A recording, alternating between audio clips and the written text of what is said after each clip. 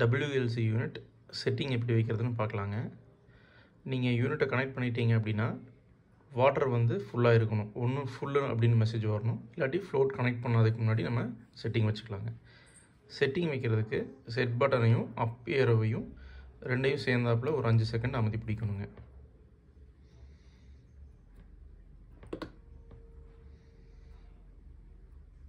PSEன்னு வரும், அப்போ கையை எடுத்துடலாங்க. எடுத்தோன்னா வோல்டேஜ் ஹைங்க, ஹை வோல்டேஜ் 217 செட் பண்ணியிருக்கிறோம். உங்களுக்கு ஏதாவது ஜாஸ்தியாக வேணும் கம்மியாக வேணுனாலும் ஹை வோல்டேஜ் கட் ஆஃப் வந்து செட் பண்ணிக்கலாங்க. ஹை வோல்டேஜ் கட் ஆஃப்ங்கிறது உங்கள் வீட்டில் அதிகப்படியான வோல்டேஜ் வரும்பொழுது ஆட்டோமேட்டிக்காக கட் ஆஃப் ஆகி மோட்டரை பாதுகாக்கும். மறுபடியும் செட் பட்டன் ஒரு தடவை ப்ரெஸ் பண்ணிங்கன்னா வோல்டேஜ் லோ 117 செட் பண்ணியிருக்கிறோங்க. லோ வோல்டேஜ் 170 கீழே போச்சு அப்படின்னா யூனிட்டை வந்து ஆஃப் பண்ணிடும், பம்பு மோட்டரையும் ஆஃப் பண்ணிடும். கரண்ட் ஹை வந்து பார்த்தீங்க அப்படின்னா இப்போது மோட்டரோட ஹை கரண்ட், மோட்டர் வந்து ஓவர்லோட் ஆகாமல் தவிர்க்கிறதுக்காக கரண்ட் ஹைன்னு வச்சுருக்கணும். இது 15 ஆம்ஸ் நாங்கள் டிஃபால்ட்டாக வச்சு கொடுக்குறோம். நீங்கள் உங்கள் ஹெச்பி மோட்டருக்கு தகுந்த எத்தனை ஹெச்பி யூஸ் பண்ணுறீங்களோ அதுக்கு தகுந்த மாதிரி வச்சுக்கலாம். சப்போஸ் இப்போ உங்களோட மோட்டர் வந்து ஒரு 5 ஆம்ஸ் எடுக்குது அப்படின்னா அதிலிருந்து ஒரு 3 ஆம்ஸ் ஜாஸ்தியாக வச்சுருங்க ஹை கரண்ட்டுக்கு. அப்போது 8 ஆம்ஸ் வச்சு செட் பண்ணிக்கலாங்க. 10 ஆம்ஸ் எடுத்துச்சுன்னா 13 ஆம்ஸ் வைக்கலாங்க. 12 ஆம்ஸ் எடுத்துச்சு அப்படின்னா 15 ஆம்ஸ் அந்த மாதிரி வச்சுக்கலாம். ஒரு 3 ஆம்ஸ் வந்து கொஞ்சம் ஹையாக வச்சுக்கலாங்க. கரண்ட் லோ 2 வச்சுருக்காங்க. இப்போ கரண்ட் லோ வந்து பார்த்தீங்க அப்படின்னா 5 ஆம்ஸ் எடுக்கிற மோட்டருக்கு 3 ஆம்ஸ் வச்சுருங்க. நார்மலாக 5 ஆம்ஸ் எடுத்துச்சுன்னா 3 ஆம்ஸ், ஒரு 2 ஆம்ஸ் கம்மி பண்ணி வச்சிடலாங்க.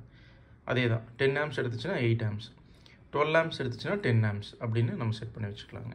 இது சீலோ, அதாவது போரில் தண்ணி இல்லைனாலோ இல்லை மோட்டர் அதிகப்படியான, அதாவது மோட்டர் வந்து குறைவான கரண்ட் எடுக்குது அப்படின்னாலோ, இல்லை சம்ப் டேங்கில் ஓப்பன் வெல் போட்டிருக்கீங்க அப்படின்னா அந்த மாதிரி நீங்கள் ஓப்பன் வெல் யூனிட்டில் மாட்டியிருக்கீங்க அப்படின்னா அதில் சம்பில் தண்ணி இல்லாத சமயத்தில் சம்பில் ஃப்ளோட் போட்டிருப்பீங்க. ஒரு ஃப்ளோட் போடாத இடத்துலையும் தண்ணி வெறும் மோட்டர் ஓடும் பொழுது கரண்ட்டை சென்ஸ் பண்ணி இது கட் ஆஃப் பண்ணுங்க.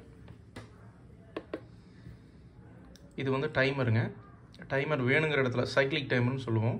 சைக்கிளிக் டைமர் ஆன் டைம் வேணும்னா வச்சுக்கலாம், இல்லாட்டி இது 0னே விட்டுருங்க. இது சைக்கிளிக் ஆஃப் டைமுங்க.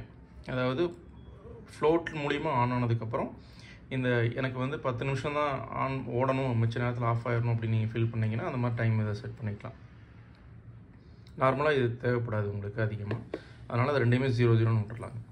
இது ஃபால்ட் டிலே. இதெல்லாம் கம்பெனி செட்டிங்ஸ்லேயே நாங்கள் வச்சு கொடுத்துருவோம் டிஃபால்ட்டாக. ஒரு ஃபால்ட்டு வந்துச்சு அப்படின்னா எவ்வளோ நேரத்தில் எவ்வளோ செகண்ட்ஸில் வந்து ரியாக்ட் பண்ணணும், யூனிட் ஆஃப் பண்ணணும் அப்படிங்கிறது. இது 15 செகண்ட்ஸ் வச்சுருக்குறாங்க fault delay.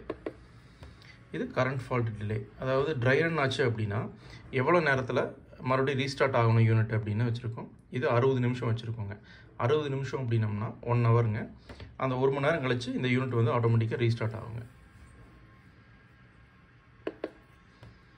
Voltage fault delay 10 நிமிஷம் வச்சுருக்குறாங்க.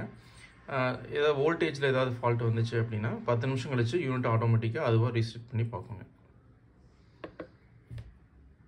ஃபால்ட்டு சைக்கிள், ஒரு ஃபால்ட்டு சைக்கிளுங்கிறது ஒரு 4 தடவை சைக்கிள் ஆகலாம் அப்படிங்கிறத வச்சுருக்கோம். அதுக்கப்புறம் எரர் வந்துடும்.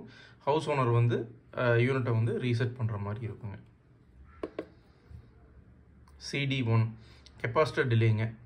போர்வெல் யூனிட்டுக்கு வந்து கெப்பாசிட்டர் டிலே 1 செகண்ட் மட்டும் அந்த பட்டனை அமுத்தி பிடிக்கிறதுக்காக, ஸ்டார்டிங் கெப்பாசிட்டர் பிடிக்கிறதுக்காக இருக்கிற டிலேங்க. இது 1ன்னே வச்சுக்கலாங்க, அதுக்கு மேலே இன்க்ரீஸ் பண்ண வேண்டியது இல்லைங்க. இதெல்லாம் டிஃபால்ட்டாக வச்சு கொடுத்துருவாங்க. அவ்வளோதான், செட்டிங் முடிஞ்சிருச்சுங்க. வோல்டேஜ் வந்துடும்.